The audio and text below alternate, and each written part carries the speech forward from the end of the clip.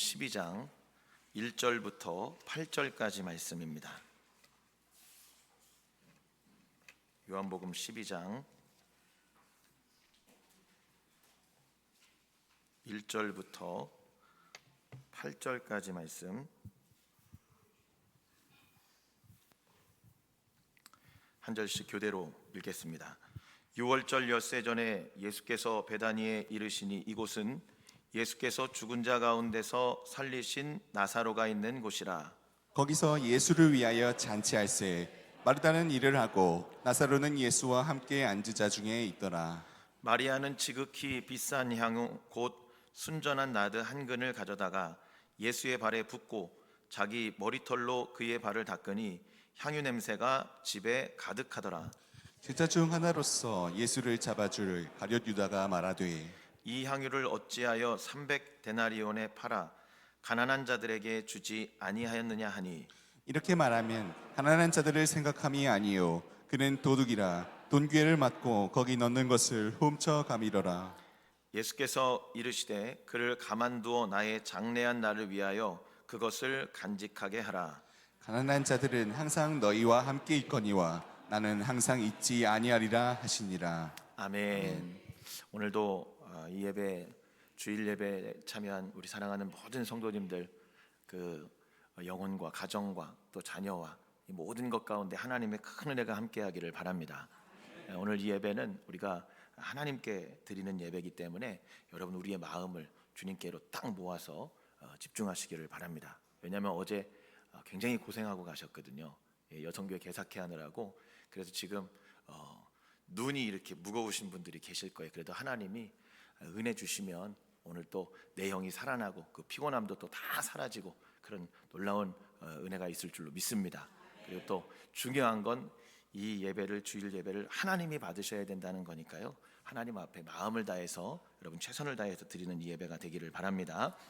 지난주 설교에 등장한 나사로를 살린 기적은요, 이전에 행하셨던 어떤 기적들보다 비교할 수 없을 정도로 놀라운 기적입니다.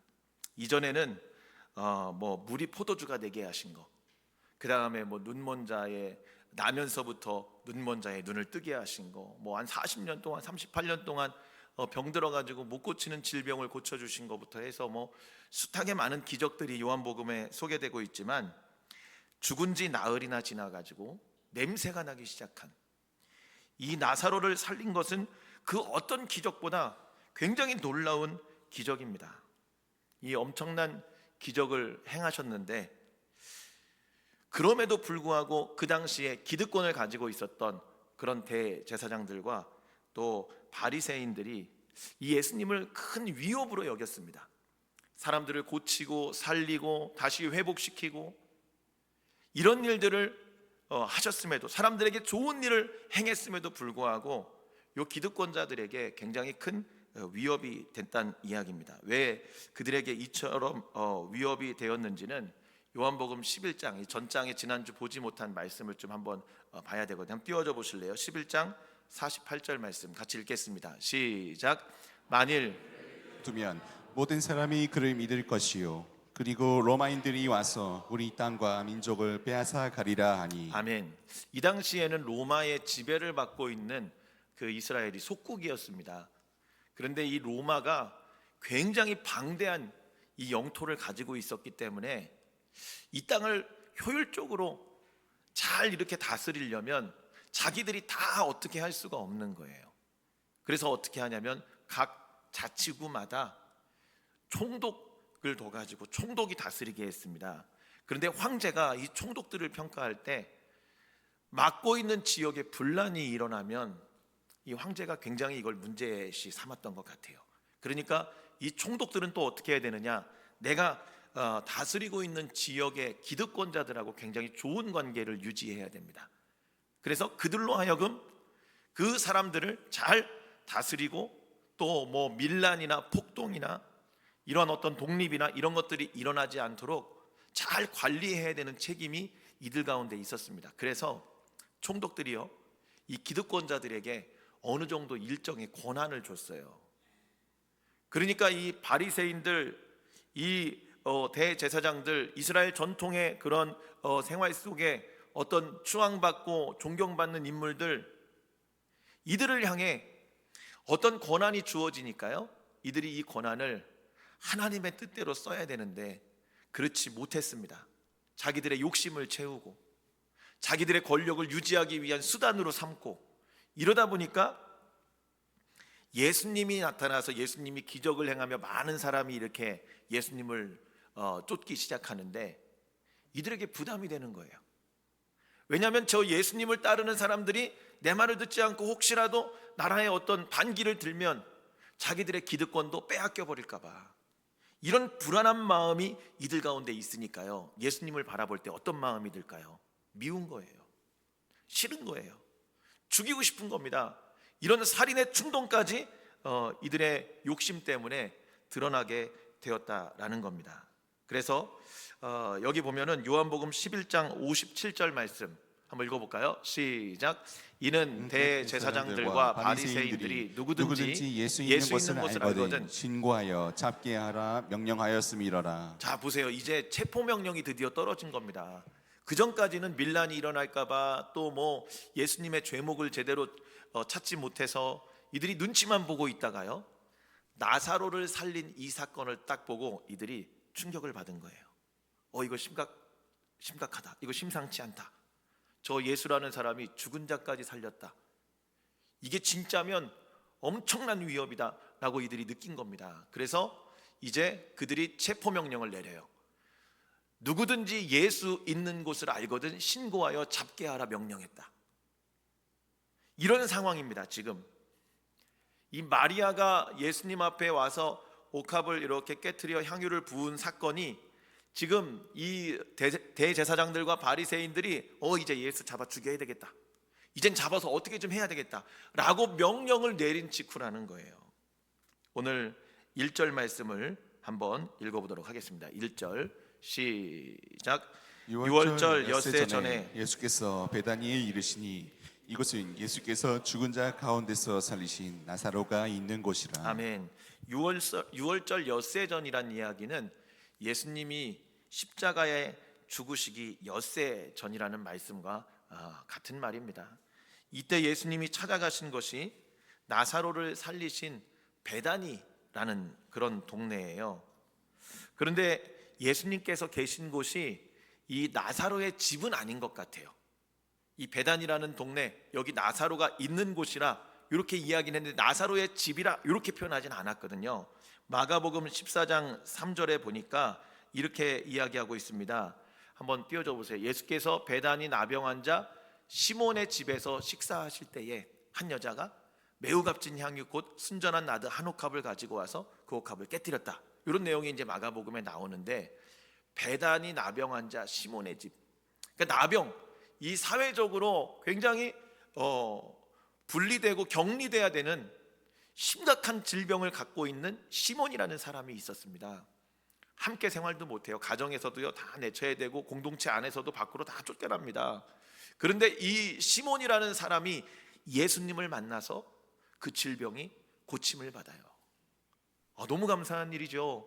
이 베다니 안에 있는 이 동네에 시몬이라는 문둥병자가 고침을 받았고, 여러분 알다시피 나사로라는 이 사람이 죽은 지 사흘 만에 다시 살아나는 기적을 경험합니다. 이 동네에, 이 동네.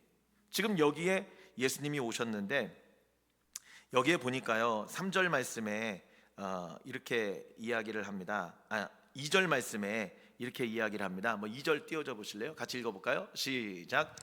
거기서 예수를 위하여 잔치할세 마르다는 일을 하고 나사로는 예수와 함께 앉은 자 중에 있더라. 아멘. 여기 보면 잔치를 하는데요, 누구를 위해서 잔치하느냐? 예수님 위해서 잔치를 합니다.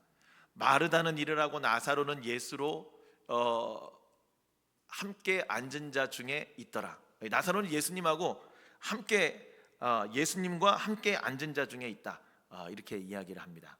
그러니까 이 문둥병자 시몬과 이 나사로의 가족들과 모르겠어요. 주변에 누가 있는지는 언급이 안 돼 있으니까 하여튼 언급된 사람들만 보면 이 문둥병자 시몬, 그 다음에 나사로의 가족들 해가지고 예수님 제자들 같이 해서 지금 잔치를 벌이고 있는 겁니다. 잔치를. 제가 이 잔치를 벌이는 이 단어를 이렇게 보면서요, 사실 여러분, 우리는 큰 질병이 나으면 누구를 위해 잔치합니까? 질병 회복된 사람을 위해 잔치합니다. 여러분, 큰 수술을 받았어요. 세상에 아우 뭐 이거 심각한 질병입니다. 이거 못 고칩니다. 근데 병원에 가가지고 수술을 받고 치료를 잘 받아가지고 건강하게 깨끗하게 나와서 퇴원했습니다. 집에서 막 박수를 치면서 야 우리 아버지 우리 어머니 뭐 잘 건강하게 퇴원하셨다 그러면서 잔치를 열었습니다. 근데 거기에 의사 선생님, 수술해 준 사람 초청하셨어요, 여러분? 지극히 지극정성으로 간호한 간호사 선생님 이렇게 초청하셨어요? 오늘 대표 기도를 우리 신성균 권사님이 해주셨는데, 권사님 저기 홍성의료원의 그 흉부 과장이시잖아요. 요런 데 좀 초청받아 보셨어요, 권사님? 거의 없죠. 주변에 그런 얘기 들어본 적도 거의 없습니다. 왜냐? 잔치의 주인공은 누구냐면 고침받은 사람. 우리는 그렇게 여깁니다. 여러분, 생일상을 받을 때 누가 받습니까? 생일 맞은 사람이 받지요. 근데 그 생일에 고생은 누가 했어요? 엄마가 아빠가. 아빠도 고생했습니다, 여러분. 머리채도 좀 뜯기고요. 아빠들도 고생했습니다. 엄마 아빠가. 미역국은 사실 누가 먹어야 되는 겁니까? 아기를 낳은 엄마가 먹어야 되는 거예요. 해산한 사람이 그걸 먹어서 기력을 회복해야 되는 겁니다. 그런데 실제 주인공은 누가 됩니까? 생일을 맞은 사람, 태어난 아기가 생일이 되고 주인공이 됩니다. 근데 오늘 잔치는 그러지 않아요. 나사로가 주인공이 아닙니다. 시몬이 주인공이 아닙니다.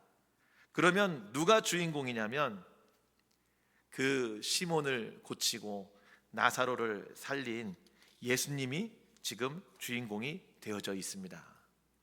우리의 인생도 사실 가만히 들여다보면 은혜 베푼 분이 있고 또 우리를 낳아주신 분이 있고, 그런데 우리는 잊어버려요. 생일날 나한테 조금 서운하게 했다고, 왜 내가 갖고 싶은 선물 안 사주냐고, 그러면서 막 투정 부리고 왜 생일 파티 막 안 해주냐고 짜증내고, 여러분 그러지 않습니까?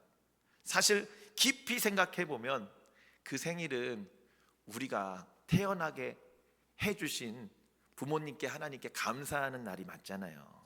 그러나 우리가 이제 서로 간에 축하해주고 기쁨을 나누기 위해서 이렇게 하는 건 우리도 이해를 합니다. 그러나 오늘 이 잔치를 보면 은혜 베푸신 분이 누군지를 명확하게 드러내고 있다는 거예요. 여러분, 우리의 삶에 이 마리아의 또 나사로의 시몬 문둥 환자 나병 환자 시몬의 이러한 자세와 같이 정말 감사한 일을 드러낼 수 있는 잔치의 주인공을 바로 세울 수 있는 저와 여러분이 되기를 바랍니다.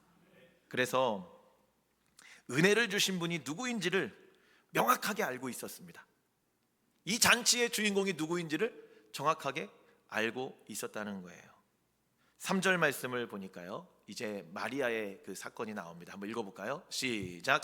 마리아는 지극히 비싼 향유 곧 순전한 나드 한 근을 가져다가 예수의 발에 붓고 자기 머리털로 그의 발을 닦으니 향유 냄새가 집에 가득하더라. 아멘.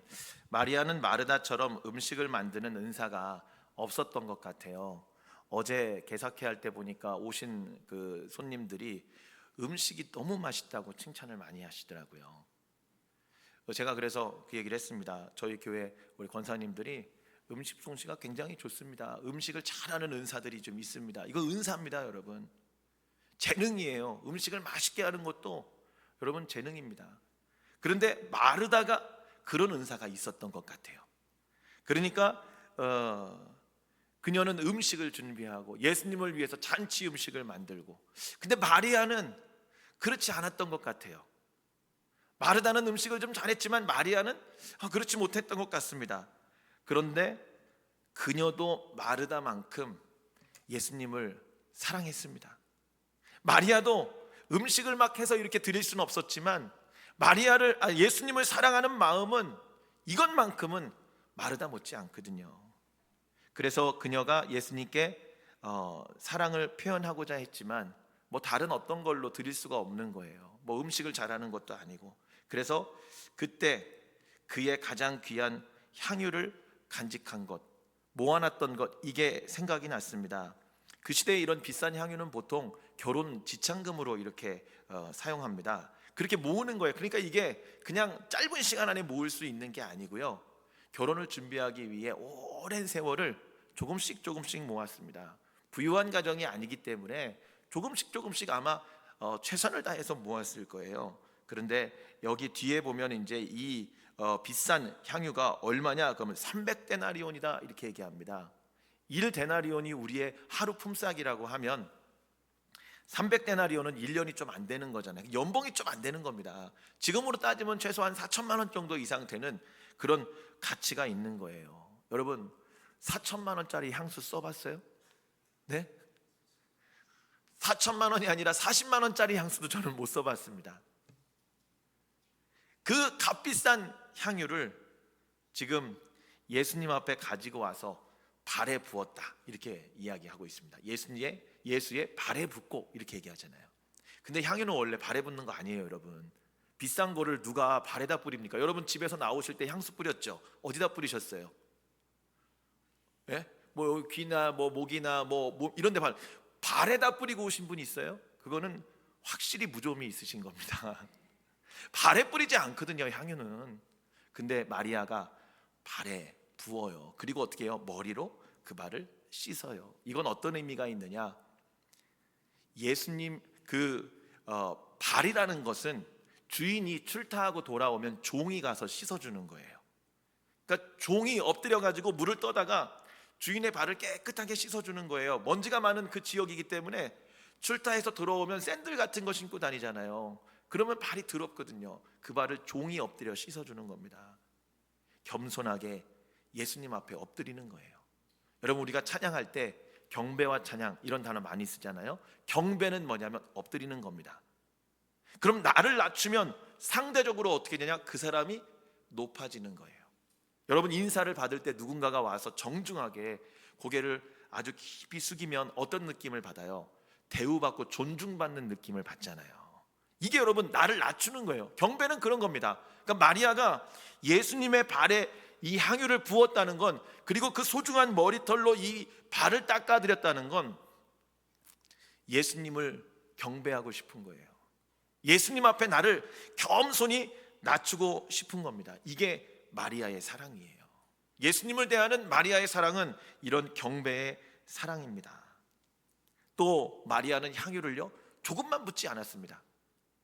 여기 보면 나드 한 근이다 이렇게 얘기합니다. 나드 한 근. 한 근이 여러분 뭐 우리는 고기 뭐 600g이기도 하고 뭐 야채 같은 경우는 뭐 365g인가 좀 다르잖아요. 그러나 어쨌든 한 근이면, 이 향수가 한 근이면 굉장히 많은 양이에요. 적은 양은 아닙니다. 애써서 모아왔습니다. 조금씩 자기 결혼 지참금으로 쓰려고 안 쓰고 노력해서 모아놓은 아까운 거예요. 그런데 이걸 예수님의 발에 한 번에 부어버리는 거예요. 조금만 부어도 되는데 향이 아주 깊고 또 오래가고 멀리 가는 고급 그런 향료이기 때문에 조금만 부어도 됩니다. 물에 희석해서 쓰는 거예요. 이거를 한 번에 다 붓는 건 어찌 보면 낭비와도 같은 거예요. 그래서 이 4절부터 6절까지에 보면 이 모습을 보고 가룟 유다가 이렇게 이야기합니다. 한번 읽어볼까요? 4절부터 6절까지 시작. 제자 중 하나로서 예수를 잡아줄 갈렙 유다가 말하되 이 향유를 어찌하여 300데나리온에 팔아 가난한 자들에게 주지 아니하였느냐 하니, 이렇게 말하면 가난한 자들을 생각함이 아니요 그는 도둑이라 돈괴를 맞고 거기 넣는 것을 훔쳐가미러라. 아멘. 자, 보십시오. 가룟 유다는 마리아의 헌신을 허비라고 여겼습니다. 한 4천만 원 정도 되는 돈을 그냥 땅바닥에 부어 없앴다 라면서 아까워했습니다. 인간적으로 보면 가룟 유다의 말이 맞지요. 그 부모가 봤어도 야, 너 그 아까운 걸 한 번에 다 부었니? 그럴 수 있습니다. 고급 향유기 때문에 조금만 사용해서 물에 희석해도 충분한 그런 예수님 발 닦을 만한 물이 나왔을 겁니다. 이것을 아껴서 예수님이 평소 사랑하는, 아주 불쌍하게 여겼던 그런 사람들을 위해 나눠주는 게 훨씬 더 의미가 있었을 수도 있습니다. 그러면 적어도 4,000명 정도 먹일 수 있잖아요. 그 생각은 매우 실용적이고 합리적입니다. 이것도 옳은 방법일 수 있습니다. 그런데 뭐가 문제입니까? 마음이 문제예요. 마음이. 방법이 잘못됐다는 게 아니라 마음이 문제인 거예요. 마음이. 유다의 마음, 가룟 유다의 중심, 이게 문제라는 겁니다. 가룟 유다는요, 예수님보다 돈을 더 사랑했습니다. 평소에도 돈꾀를 맡았는데 돈을 슬쩍슬쩍 한 거예요. 자기가 쓰고 싶은 대로 쓰는 거예요. 그리고 그거 빼먹는 재미에 완전히 물들어져 있었던 사람이에요. 그 나중에 어떻게 합니까? 예수님이 십자가에 달려 죽으실 것 같으니까요, 그러면 마지막 한탕 해야 되겠다. 그리고 어떻게 합니까? 예수님을 은 30에 팔아요. 뭐 지금은 은값이 더 올랐으니까 은 30이 예전에 한 1,000만 원 정도 했는데 지금은 더 올랐을 수 있겠죠. 1,000만 원 정도에 함께 동고동락했던 그 예수님을 로마 군병들에게 팔은 겁니다. 그리고 비참한 죽음을 맞이하게 되잖아요. 그러나 마리아는 달랐습니다. 왜요? 받은 은혜가 너무 크고 받은 사랑이 너무 감사해서 예수님께 이 귀한 옥합을 깨뜨려도 아깝지 않은 그 마음, 그 중심이 있었다는 거예요. 신용만 하는 것은 마리아에게 용납이 되지 않았습니다. 그냥 예수님 섬기는 신용만 하는 것, 하는 척만 하는 건 이 마리아에게 용납되지 않았다는 거예요. 왜요? 예수님을 사랑하기 때문이에요. 여러분, 예수님을 사랑하는 사람은요, 예수님께 큰 사랑을 받은 사람은 신용만 하지 않아요. 예배드리는 신용만 하지 않습니다. 기도하는 신용만 하지 않아요. 봉사하는 신용만 하지 않습니다. 사랑하는 사람은 진심으로 주님 앞에 이렇게 나아가는 거예요. 여러분, 우리가 하는 척만 하는, 신용만 하는 그런 성도 되지 않기를 바랍니다. 주님을 진심으로 사랑하고 마리아 같은 그러한 믿음으로 주님께 나아가는 저와 여러분 되기를 바랍니다. 중요한 거는요, 빨리 끝내라고 병현아? 향유를 부은 것은 단순한 감사가 아니었다는 거예요. 그럼 뭐냐? 오빠를 살린 예수님을 마리아가 만났습니다. 마리아가 만났어요. 그냥 오빠 살려서 감사합니다 하고 이례적인 그런 표현이 아닌 거예요. 내가 그 주님을 만났어요. 그리고 만나보니까 부활과 생명의 주님이에요. 나를 이 사망에서 건질 수 있는 그런 메시아 그리스도라는 확신이 이 마리아에게 들었다는 겁니다. 그래서 하나님의 아들을 만났습니다. 나는 이 예수님 때문에 영원한 생명을 얻을 것입니다. 예수님이 하신 말씀을 옆에서 가장 가까이 들었던 이 마리아가 이 예수님에 대한 믿음을 가지고 살아갈 수 있게 되었다는 거지요. 그러니 여러분, 사랑하는 사람이 신용만 하는 척만, 마리아가 예수님 위로하는 척만 이렇게 할 수 없었다라는 거예요. 자, 7절과 8절 말씀 마지막으로 한번 봐볼까요? 시작. 예수께서 이르시되 그를 가만두어 나의 장래할 날을 위하여 그것을 간직하게 하라. 가난한 자들은 항상 너희와 함께 있거니와 나는 항상 있지 아니하리라 하시니라. 아멘. 여기 보면 예수님이 이제 이 비난하는 가룟 유다에게, 마리아의 행동을 비난하는 가룟 유다에게 하신 말씀이에요. 가만두어라. 가만두어라.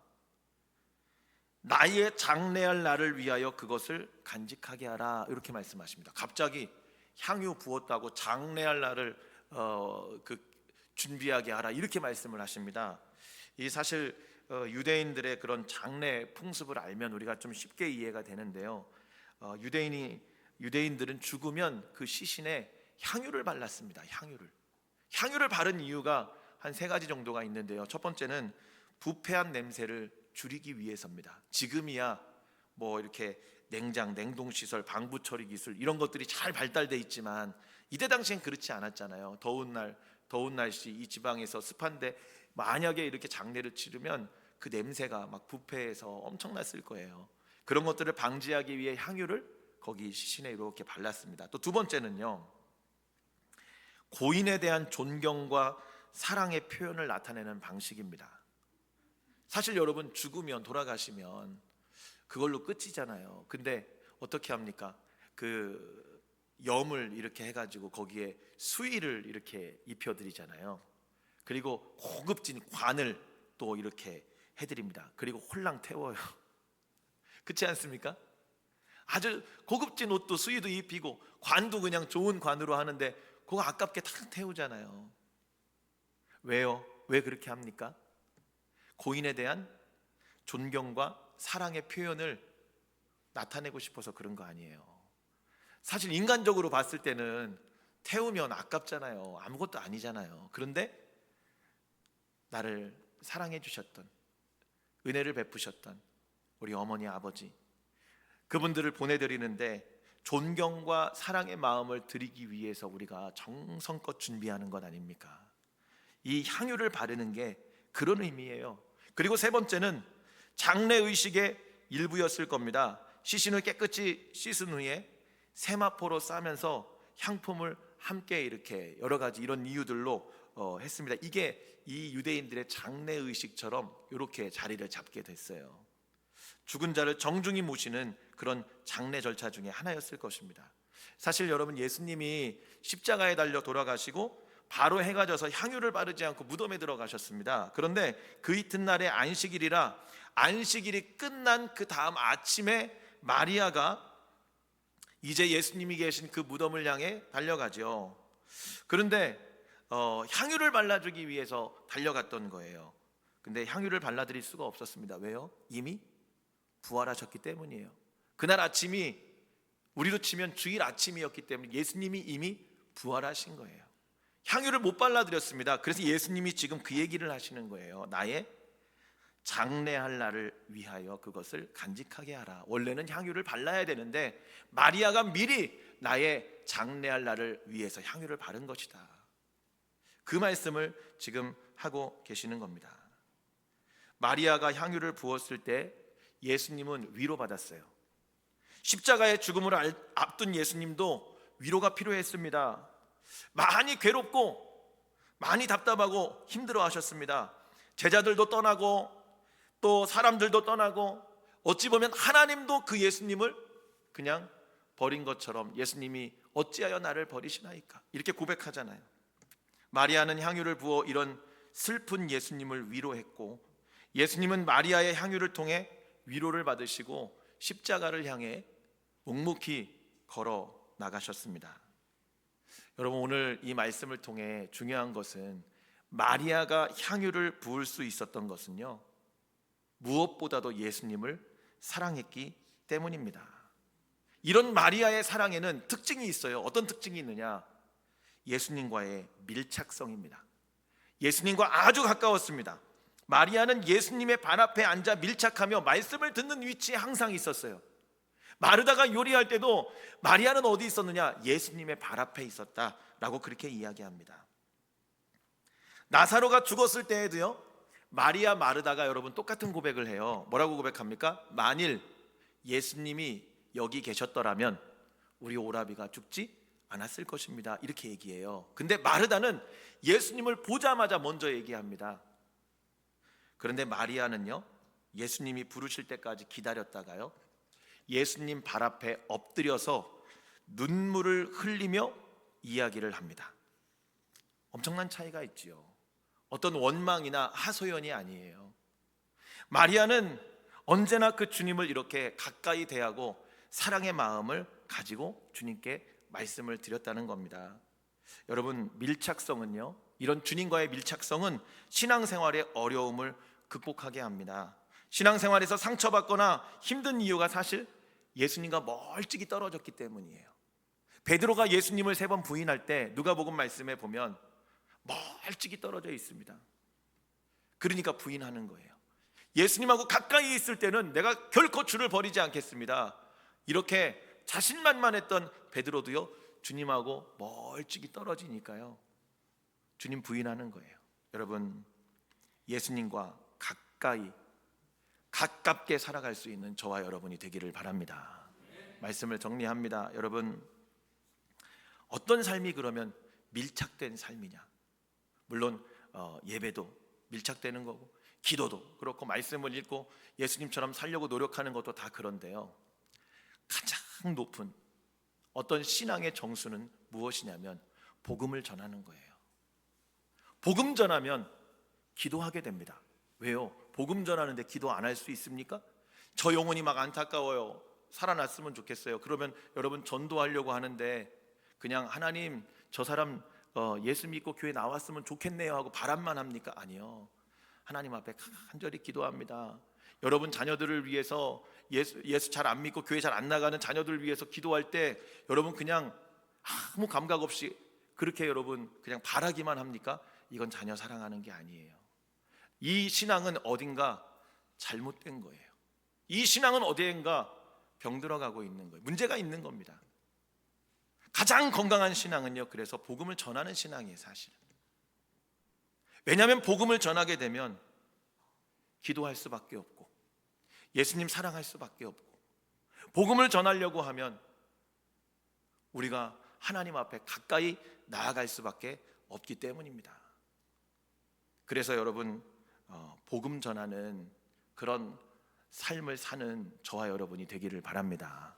예수님 사랑하는 자의 삶이 바로 이런 삶이라고 우리 가운데 말씀하고 있어요. 사실 6월 달은 우리가 좀 전도의 힘을 많이 좀 쏟았으면 좋겠습니다. 여러분 주변에 예수 믿지 않는 이들, 가족들, 자녀들 위해서 여러분 기도하십시오. 그리고 계속해서 복음을 전하십시오. 정직하게 도덕적으로 올바르게 살려고 노력하는 것보다요, 복음을 전하는 게 훨씬 더 효과적입니다. 왜요? 사람들이 나를 바라보잖아요. 나를 통해 누구를 바라봅니까? 하나님 보잖아요. 그러니까 내가 함부로 잘못된 언어, 함부로 어떤 법과 규칙을 어기는 행동, 이런 것들을 스스로 조심하는 거예요.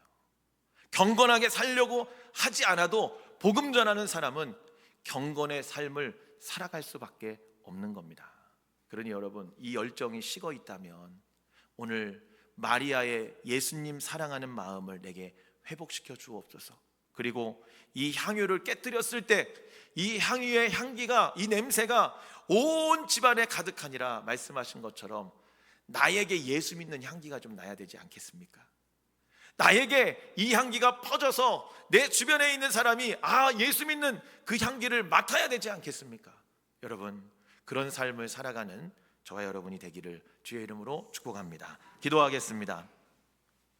우리 이 시간에 말씀을 생각하며 잠시 기도하기를 원합니다. 주님, 그 값비싼 향유 옥합을 주님께 깨뜨릴 수 있었던 건 다른 많은 이유들이 있었겠지만 마리아가 예수님을 사랑했기 때문입니다.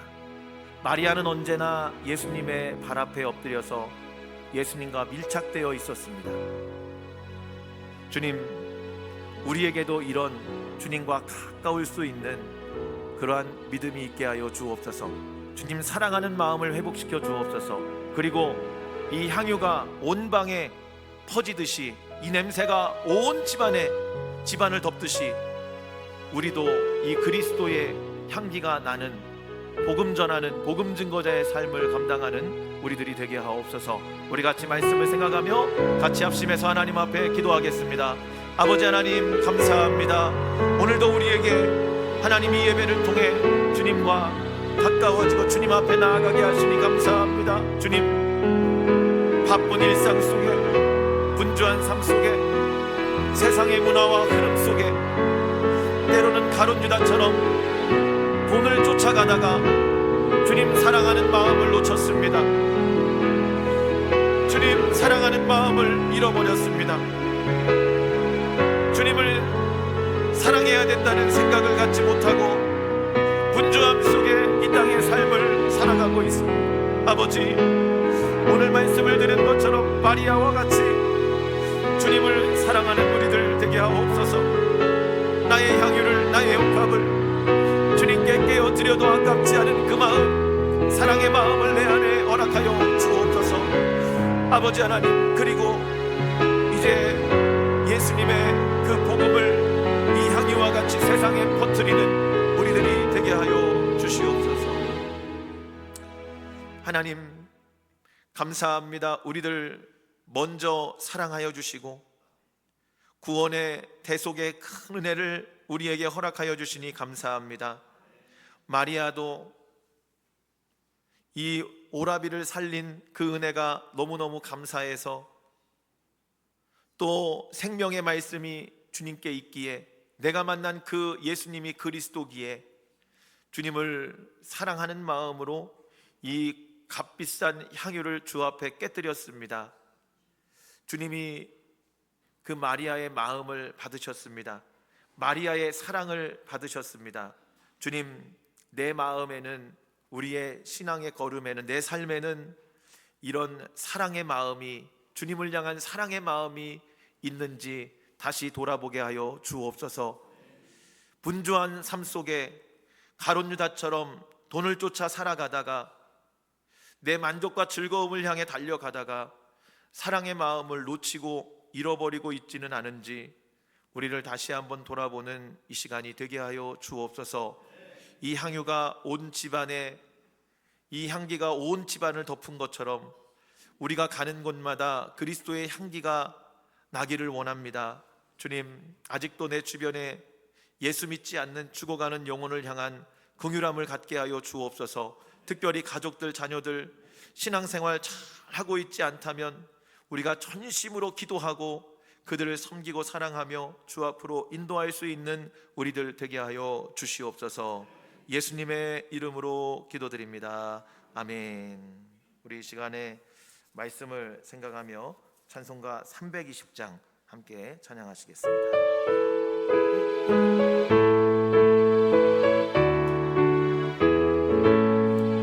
나의 죄를 정케 하사 주의 일꾼 삼으신 구세주의 넓은 사랑 항상 찬송합니다. 나를 일꾼 삼으신 주 크신 능력 주시고 언제든지 주 뜻대로 사용하여 주소서. 내게 부어 주시려고 은혜 예비하신 주, 주의 은혜 채워주사 능력 있게 하소서. 나를 일꾼 삼으신 주 크신 능력 주시고 언제든지 주 뜻대로 사용하여 주소서. 죄의 짐을 풀어주신 주의 능력 크도다. 나를 피로 사신 예수 내 맘속에 오소서. 나를 일꾼 삼으신 주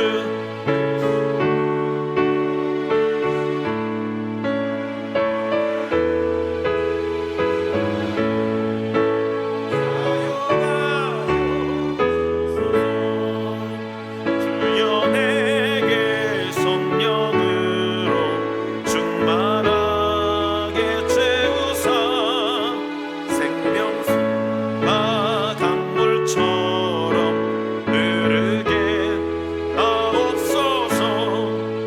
나를 일꾼 삼으신 주 크신 능력 주시고 언제든지 주 뜻대로 사용하여 주소서. 아멘. 아멘. 여러분, 교회 소식 전해드립니다. 주보를 참고하시기를 바랍니다. 이 성도 동정란을 항상 잘 보셨으면 좋겠는데, 안지영 집사님이 어깨 이 시술 때문에 센텀 병원에 입원을 했습니다. 아마 이게 이제 50견이나 이런 불편함 때문에 시술하러 가셨는데, 이번 주 중에 이제 시술을 했고 퇴원은 아마 한 며칠 더 있으면 내일 퇴원한다고 하니까 여러분들 기도해 주시고 잘 회복될 수 있도록 이제 앞으로 관리를 또 잘 해야 되거든요. 여러분 관심을 가져주시기 바라고요. 이제 오늘 오후에 카페팀 단합 대회가 있습니다. 뭐 거창한 건 아니고 그냥 밥 한 번 이렇게 먹으려고 하는 건데, 여러분 카페에서 이렇게 봉사하는 게 사실 가장 늦게까지 카페를 다 정리하고 설거지하고 이렇게 가고 그러는데 뭐 여러 봉사들도 있지만 참 고맙고 감사한 일이니까 여러분들 격려해 주시고요. 그 다음에 이번 주 수요일 날 글로리아 찬양대 야유회가 있습니다. 이 성가대에서 오랜만에 이렇게 바람을 쐬러 나가는데 여러분 격려 많이 해주시기를 바랍니다. 사실 저희 교회 목장이나 아니면 기관이나 이런 데에서 좀 이렇게 단합하고 나가는 모임을 많이 했으면 좋겠어요. 여러분 제가 그런 걸 참 못해요. 안 나가봐가지고 그런 걸 잘 못합니다. 그래서 여러분 저한테 기대하지 마시고 여러분이 스스로 뭐 모임이나 목장이나 이런 데서 이렇게 하시고, 저는 개인적으로 제가 제일 모시고 나가고 싶은 분들은 우리 꿈의 교구 어르신들이에요 사실은. 그래서 몇 번 그렇게 하려고 했는데 조금 몸이 불편하셔가지고 나가는 게 어렵다고 그래서 그냥 교회에서 식사하고 뭐 이렇게 선물 드리고 이렇게 하고 말았는데, 사실은 우리 어르신들 이렇게 꽃피고 할 때 한 번씩 가서 보여드리고 그러면 너무 좋거든요. 여러분들 기관에서 나가는 거, 모임 갖는 거, 식사하는 거, 뭐 지원이 필요하면 저한테 얘기하시고 차량이든지 뭐든지 얼마든지 이렇게 적극적으로 여러분 할 테니까요. 특히 이제 목장에서 이런 모임을 자주 가지세요. 그래서 서로 교제하고 행복하고 아름다운 시간이 됐으면 좋겠습니다. 오늘 예배가 끝나면 남선교회 회원들은 잠깐 좀 남아주시면 남선교회 원래회를 하도록 하겠습니다. 자, 우리 드려진 예물을 위해서 기도하겠습니다. 하나님, 주님의 그 크신 은혜와 사랑에 감사합니다. 주님 사랑 받은 우리가 또 받은 사랑만큼 주님을 사랑해야 되는데 우리가 그렇게 살지 못했던 거 주님 앞에 회개합니다. 주님과 밀착하고 가까이 있어서 주님 사랑하는 마음으로 주님을 기쁘시게 해드리는 우리의 삶이 되게 하여 주옵소서. 오늘 마리아처럼 나는 어떤 옥합을 주님께 드릴 수 있을까? 그것이 꼭 물질을 이야기하는 것이 아니라 내게 원하시는, 내게 받기를 원하시는 나의 재능, 나의 마음, 나의 생각, 또 복음 전하는 그 영혼의 열매, 주님이 이것들을 옥합으로 받기를 원하시는 줄로 믿습니다. 기쁨으로 하나님 앞에 드릴 수 있는 우리들이 되게 하여 주시옵소서. 오늘도 하나님 주 앞에 나와 예배하며 주님 앞에 머리 숙인 사랑하는 성도들 한 사람 한 사람 주님이 기억해 주시고 하나님의 능력의 손, 권능의 손으로 붙잡아 주옵소서. 세상에서 어렵고 힘들 때 주님이 위로가 되게 하시고 또 하나님 날마다 감사하며 기쁨의 고백이 넘쳐날 수 있도록 주님 인도하여 주옵소서. 주님 특별히 해외 멀리 나가 있는 사랑하는 자녀들, 가족들 언제나 여기에서 기도할 때마다 하나님이 그곳에서 응답하여 주옵소서. 소원하며 바라며 간구하는 모든 기도의 제목들 주 안에서 형통하게 이루어지게 하여 주시옵소서. 주님 또 우리 사랑하는 성도들의 사업장을 허락해 주셨습니다. 어려운 시기에 하나님께서 은혜 베풀어 주셔서 여기까지 왔사오니 주님 더 풍성한 은혜로 채워 주옵소서. 날마다 하나님이 허락하시는 형통의 복이 넘치게 하여 주시고 하나님 안전하게 사고 일어나지 않도록 주님이 지켜주시고 인도하여 주옵소서. 주님 특별히 이번 한 주도 여러 가지 섬기며 봉사한 손길들이 있습니다. 주님 식당에서, 주방에서, 또 하나님 안내로, 차량 운행으로, 또 카페에서, 방송실에서, 성가대로 하나님 곳곳에서 수고하는 사랑하는 성도들의 손길을 주님이 기억하시고 천배 만배로 갚아 주시옵소서. 주님 오늘도 귀한 예물 드렸습니다. 믿음의 11조 위에 30배, 60배, 100배로 복을 내려주시고 감사 예물 위에 주님이 흠양하사 더 많은 풍성한 감사의 조건이 넘쳐나게 하여 주옵소서. 이모저모 목적하여 드려진 예물도 있습니다. 목적에 맞게 아름답고 합당하게 쓰여져서 하늘의 상급으로 쌓여지는 믿음의 복된 예물이 되게 하여 주옵소서. 예수님의 이름으로 기도드립니다. 아멘. 우리 이 시간에 자리에서 일어나시면서 좌우 앞에 계신 분들 결단에